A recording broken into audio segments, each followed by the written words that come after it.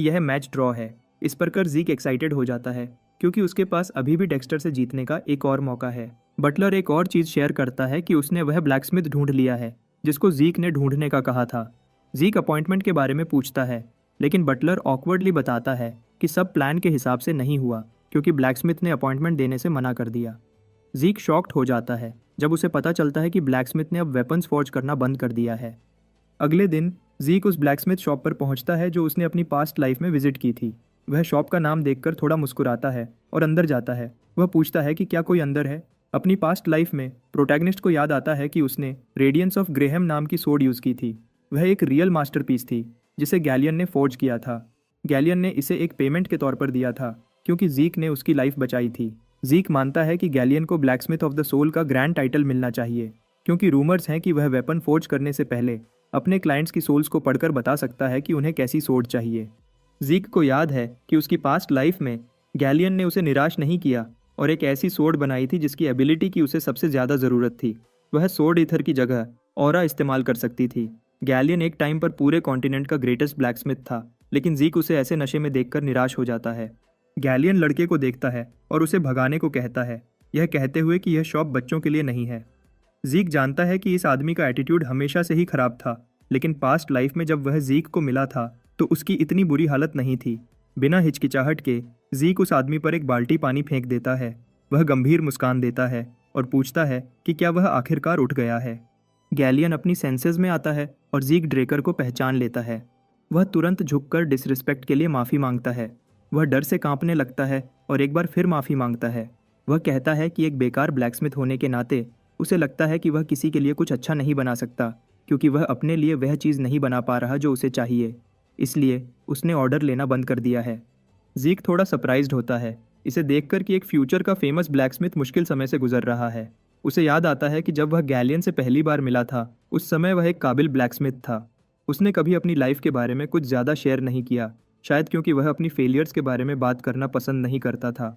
लेकिन ज़ीक के पास वेट करने का टाइम नहीं है। गैलियन अपने टफ लाइफ की वजह से पागल हो रहा होता है, लेकिन ज़ीक उसे होश में आने को कहता है। इनसिक्योर आदमी अपने डिसरिस्पेक्टफुल बर्ताव के लिए माफ़ी मांगता है, लेकिन ज़ीक को इन चीज़ों से फ़र्क नहीं पड़ता और वह वेपन्स देखने की डिमांड करता है। गैलियन सही तरह से वेपन बनाने में फेल हो रहा है। जब ब्लैकस्मिथ उसे पीछे ले जाता है, प्रोटैगनिस्ट को समझ आ जाती है कि अब उसे ही इस आदमी को सही रास्ता दिखाना होगा। जब वह बैकयार्ड में पहुंचते हैं, गैलियन इस गंदगी के लिए माफ़ी मांगता है, लेकिन ज़ीक कहता है कि टेंशन लेने की ज़रूरत नहीं है क्योंकि यह सब कूल लग रहा है। गैलियन उसका शुक्रिया अदा करता है।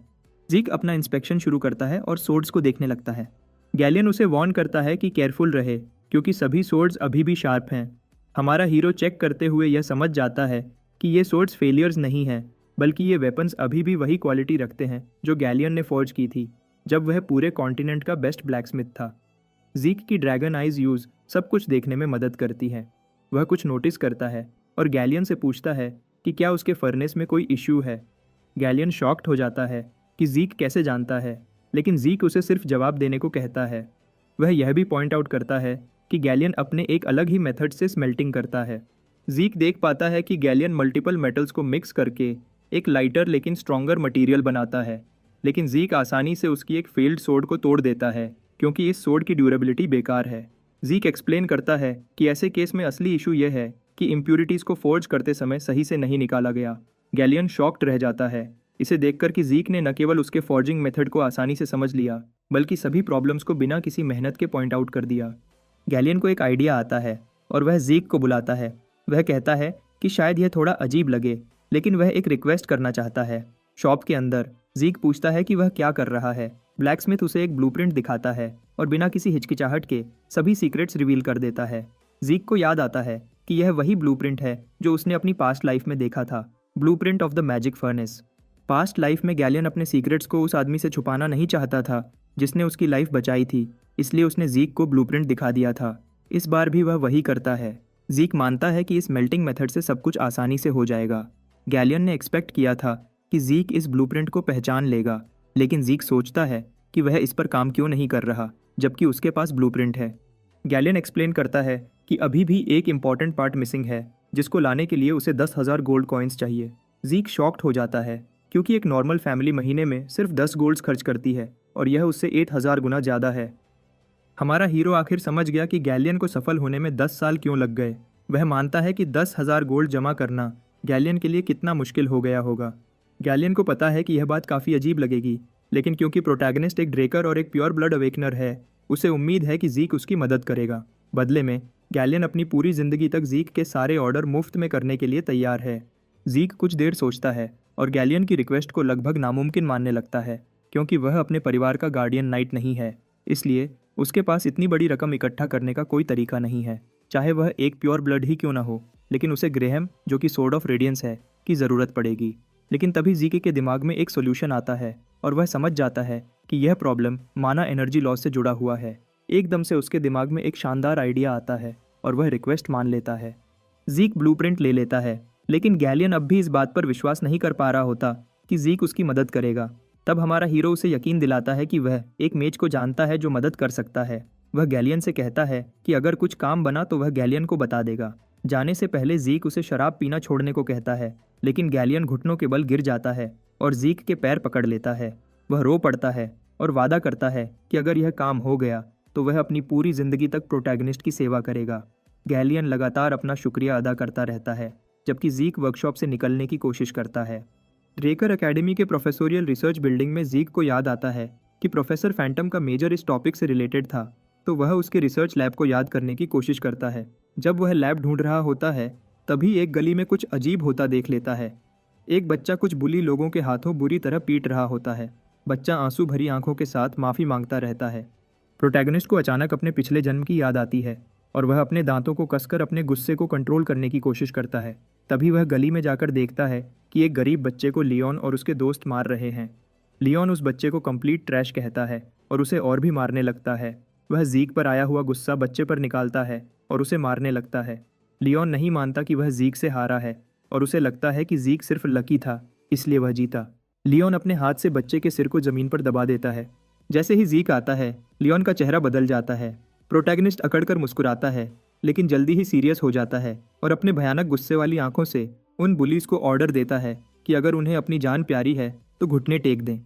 लियोन जीक को अकड़पन के लिए टॉन्ट मारते हुए कहता है कि जीक ने सचमुच प्योर ब्लड अवेकनिंग नहीं किया। प्रोटैगनिस्ट उसे चुप कराता है और धमकी देते हुए कहता है कि उसे झुकना होगा, वरना वह मारा जाएगा। उसके शब्द लियोन को तंद्रा कर देते हैं और वह डर के मारे पसीना पसीना हो जाता है। लियोन गुस्से में दांतों को कसकर जीक को नाली का कीड़ा कहता है और अपने चमचों को उस पर हमला करने के लिए कहता है। जीक बिना किसी डर के आसानी से उसके पंच को डोज कर देता है। वह पहले आदमी को हराता है और फिर दूसरे को भी हरा देता है। लियोन जीक को देखकर हैरान हो जाता है कि यह वही जीक है जो कुछ महीने पहले बिल्कुल अलग था।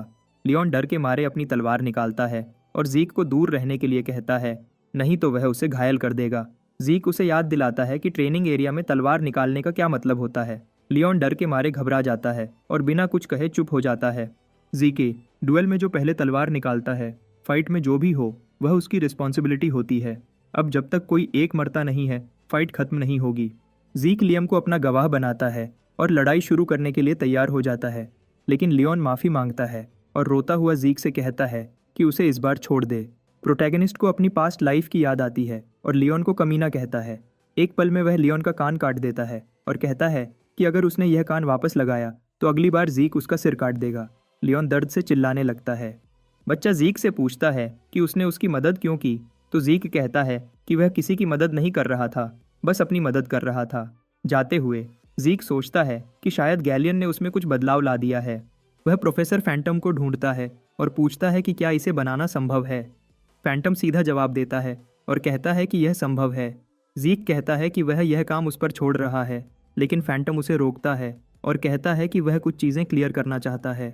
प्रोफेसर फैंटम, वैसे तो इसे बनाना मुश्किल नहीं है, लेकिन असली समस्या इसके कोर में है, जो पावर आउटपुट के लिए ज़रूरी है। यह कोर मशीन का दिल है, लेकिन इस सर्किट में कुछ कमियां हैं। यह कोर देखने में छोटा दिख सकता है, लेकिन बहुत सारी एनर्जी की ज़रूरत होती है और आउटपुट को समय पर कंट्रोल करना पड़ता है। जीक सब कुछ समझ जाता है और पूछता है कि क्या इसका कोई हल है। प्रोफेसर समझाता है कि उनके पास 2 चॉइसेस हैं। वह कोर के डिज़ाइन में कुछ बदलाव कर सकते हैं, लेकिन यह काम इतना मुश्किल है कि इसमें पूरे 10 साल या शायद 15 साल लग सकते हैं। जीक इस बात से हैरान हो जाता है, लेकिन प्रोफेसर दोहराता है कि यह बहुत ज़्यादा समय लेने वाला है। प्रोफेसर आगे कहता है कि दूसरा तरीका उन्हें कोर का डिज़ाइन फिर से बनाने से बचा सकता है, बस उन्हें एक अलग मटेरियल का उपयोग करना होगा। वह मानता है कि यह